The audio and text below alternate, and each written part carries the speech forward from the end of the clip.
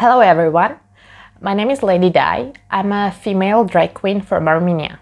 Hello, my name is Oliver and I'm a trans guy who makes videos about LGBTQIA+ people where they get to talk about anything that they want that somehow relates to them being queer. I recently went on a trip around Armenia, Georgia and Azerbaijan, and in Yerevan, Armenia, I had the privilege of meeting up with the drag family House of Dragon.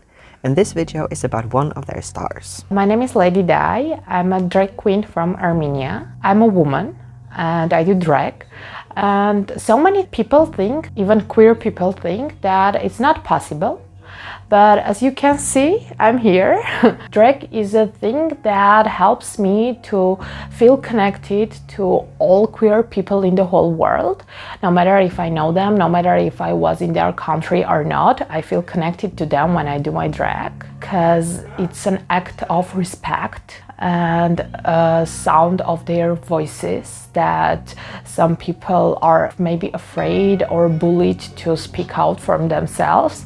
That is why we have drag queens who have all the confidence, all the stage to speak up for every queer people in the world and do their thing so we can be more open. We can be more visible, and this is literally an art form. So we are representing our art to raise our visibility. This is how Diana's drag journey began. When I started to my drag, I never watched Drag Race. I have no idea who are the other queens, the famous queens, so I can get inspired or copy some things.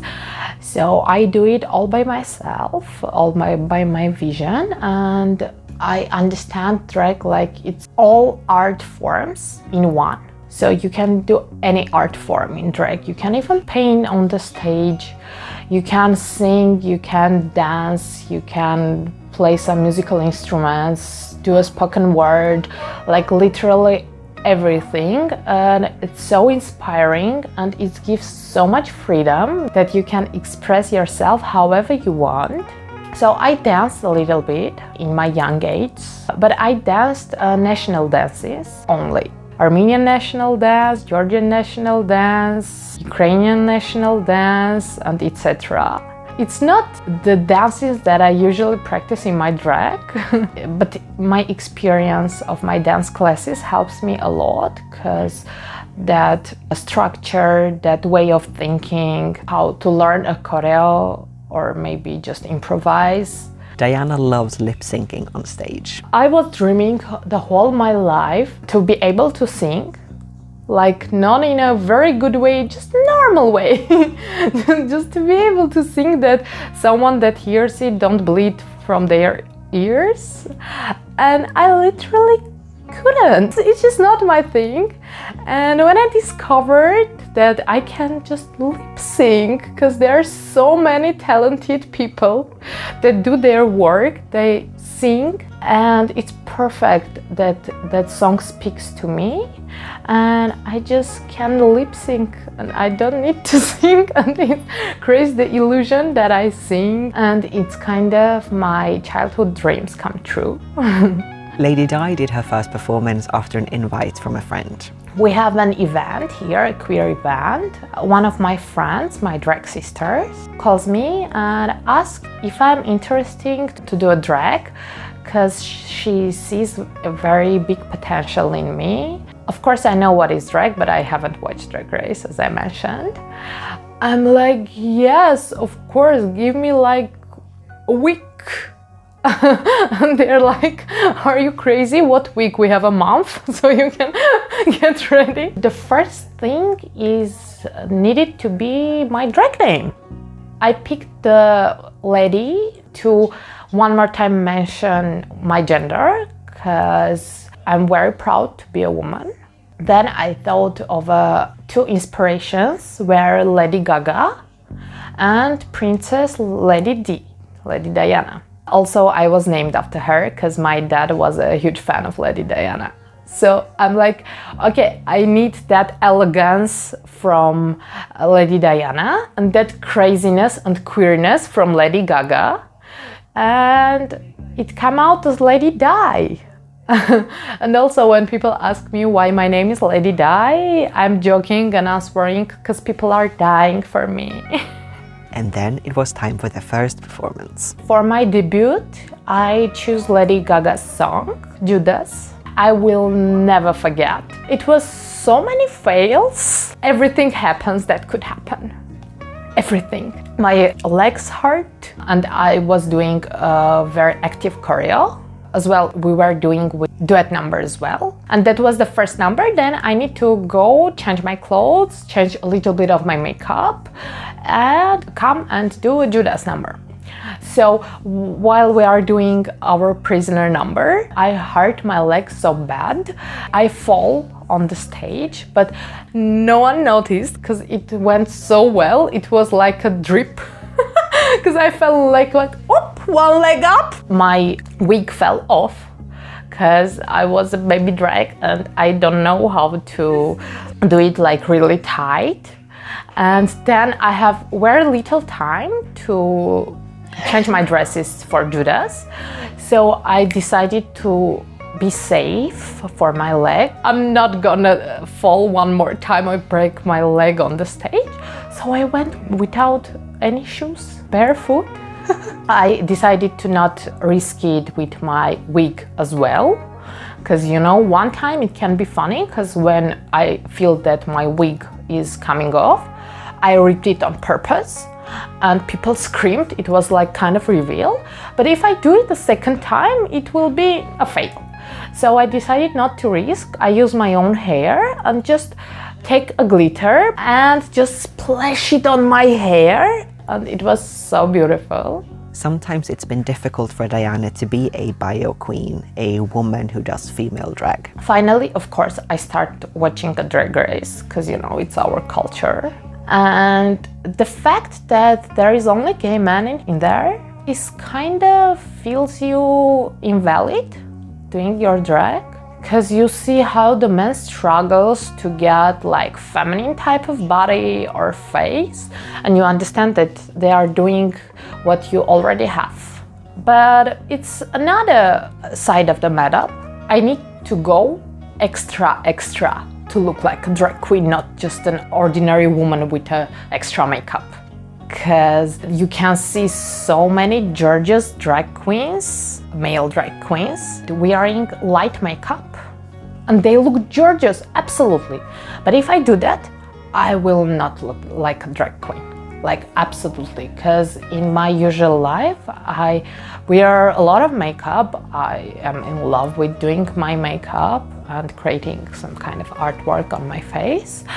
And I need to do it extra on my face when I'm doing drag, so I could actually look like a drag queen.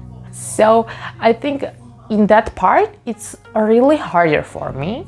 And it's hard that people think that a woman shouldn't allowed to do drag, or if they are doing, there should be only a drag kings. I tried to do a drag king makeup when I was starting to do my drag. I even go out on a queer forum in that makeup with a beard, with like kind of Johnny Depp look. And it feels so horrible. So I'm like, no, who says that I'm not allowed to be woman in drag as well? And the haters who's gonna hate and say that I'm woman and still woman and there is no differences, I'll say in real life I'm a woman, but in drag I'm a goddess. Diana and Lady Di are both similar and different. I'm not very gentle and kind person in real life. So in my drag, I'm trying to be very kind. I feel myself as a mother of gay people, queer people, like kind of a strict mother, but very kind but strict, like who's give you the eye roll and say like, go get your shit together and give you a really good advice. All the things that you don't have in real life, you can put on drag and it will come to your real life and you don't even notice how. When you started to do drag, it's a strict differences between your drag persona and yourself out of drag. But by the time, it all combine and mix together so well that you can give each other, like you and your alter ego, give each other so many qualities that another one needs. I think maybe I need to be more kind in my real life, so I pick to be kind in drag. Diana is a part of a drag collective called House of Dragon, but they weren't always a family. Our debut was all together at once, and we started as an ensemble, as a friends, and we didn't even notice how by the time we just became a family. So we decided like why we should change our name from ensemble to family, because we are one. There was a period in Armenia where there weren't any drag performances. There was some drag queens in early 2017s, but they stopped doing drag because they have no more place to do it. After 5 years, the drag born again. Now we have a couple of drag artists. The interesting part of it, we are a few, but we are so fucking different.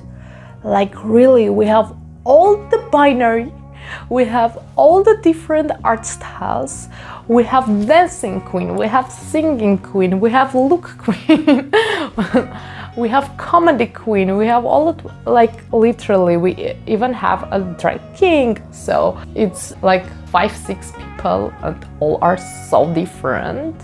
It's really great because when you talk to them, when you see their shows, you can clearly see that each of them has their own attitude, their own great personality, and their own sense of drag. I don't know, I like that variety, just because queer is about the variety, and drag as well. And finally, Diana has a message for you if you are a woman who wants to try being a drag queen.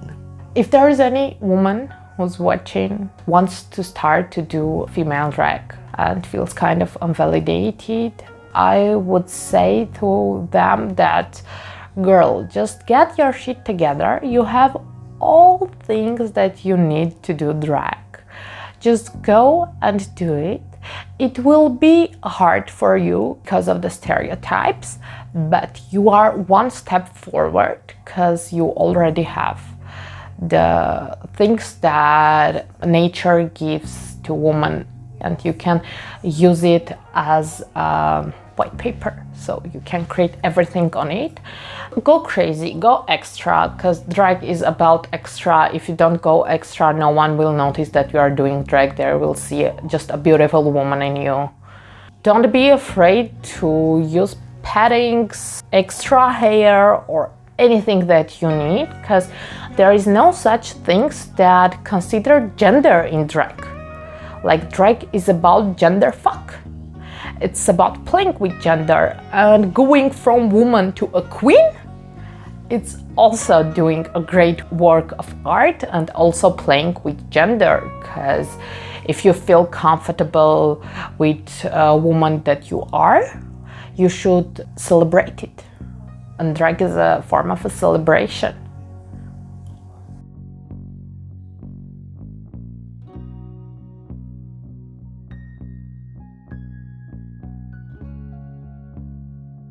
If you enjoyed watching that video, please like, comment, subscribe, and share the video. I really appreciate you showing your love in that way. If you also want to support the channel financially, that's possible via Patreon, but really no pressure. See you next time.